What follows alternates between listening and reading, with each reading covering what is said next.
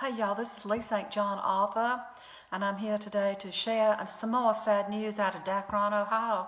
This is our Friday obituary day. I wait all week to see if there's going to be something that those from up there in Ohio are going to contribute so that any of the loved ones down here in the South can get the news and share this news from Ohio. So this particular obituary, and OBie's with me today. You know OBie. I think y'all know OBie by now. And he's helping me share this sad news. So today's obituary is for Morris Code. Now Morris Code, all-county, all-region, all-state basketball player from Kefauver High School out of Dacron, Ohio, was found unconscious in his home on Court Lane last week. Morris Code, age 73 and 6 feet 9 inches in height and 233 pounds in weight at the top of his playing career, was well known throughout the state while playing for the Holy Toledo University basketball team in Toledo, Ohio. He was Michael Jordan before there was a Michael Jordan. While at Kefauver High, he made basketball exciting from tip-off to the last sound of the buzzer, OBie. His top score for most points in one game was against arch rival St. Vincent. Beating the St. Vincent Vampires 139 points to 27, Code's contribution was 115 points just in that one game, OBie. One game.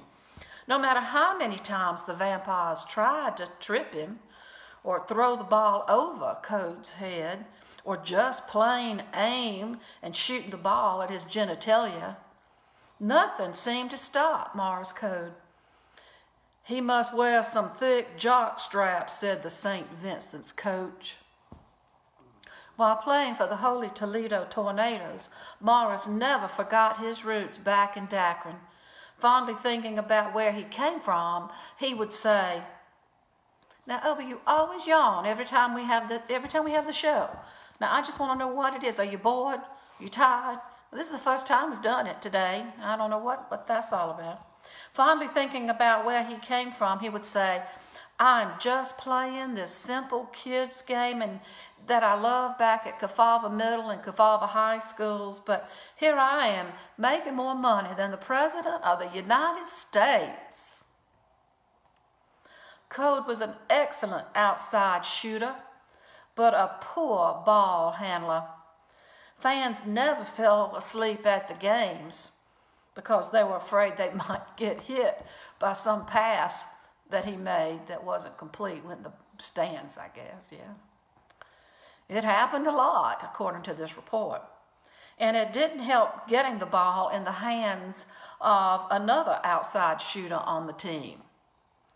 Tornado coach B.B. Gunn said once, "We have a great bunch of outside shooters. Unfortunately, all our games are played inside." Fans sitting behind the players' bench, remember, overhearing the Toledo coach during one tense game, I'm just going to take a nap now, during one tense game, when Code was benched because of reaching his foul numbers that he couldn't play anymore. I think it's, 5? I'm not exactly sure. I think it's 5.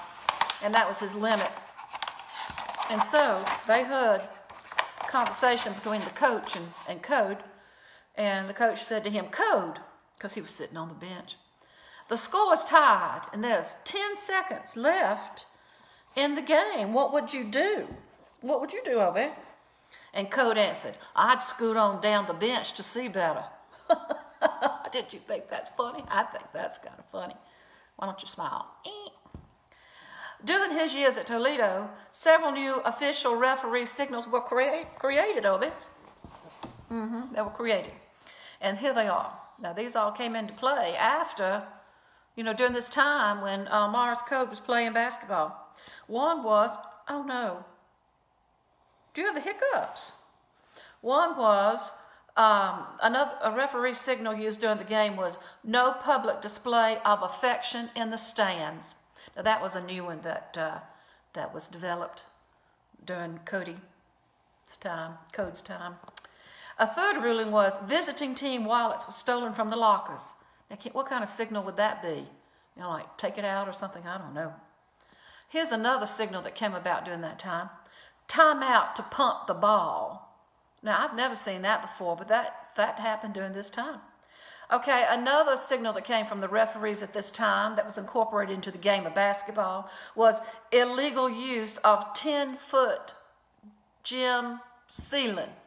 I guess some of the players wanted to bounce the ball up on the ceiling and hoping it was going to go into the basket or something. They were using it as a way and means to get the ball and get a score. But the last one is really the most important, and I'm sure you have seen this sometimes at basketball games, or wish you had, or wish they would implement it or use it anyway, and it's called, and this one's the last one and most important, time out to air the gym. Especially in middle school and high school, can you imagine? Or college. Ooh, all that testosterone, or, you know, the smell that's in the gym from sweaty shoes and sweaty lockers and sweaty clothes and all of that. I'm sure they did need to air out the gym. That was a good call. Anyway, he was taken to We Did Our Best hospital, and doctors, though, were unable to revive Morris Code. That's a shame. They couldn't revive him after they found him when he was unconscious in Dacron, Ohio. Well, we are sorry to hear this news about Morris Code.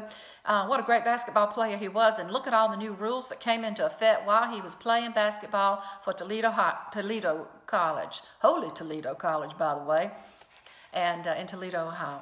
He was a tall boy, and he played a lot of basketball. And oh, you're going to say goodbye? We're going to say goodbye now. Okay, can you say, I'll see you next Friday? All right, we will see you next Friday. I imagine we may hear something else. It's either going to be a teacher or a student, but there's always something happening in Toledo. Somebody said something about they were very happy to hear the news and looking forward to knowing about what was coming out of Dacron. And I said, don't move there, though. It's kind of toxic. So many things happen. It's so sad. All right, we'll see y'all next Friday for Obituaries with OBie. This is OBie. And I love you too. And I'll see you then. And have a good week and a great Thanksgiving. And I hope you're going to have a good one with your family. And eat a lot for me, will you? Okay, thanks. See you next Friday. Bye-bye.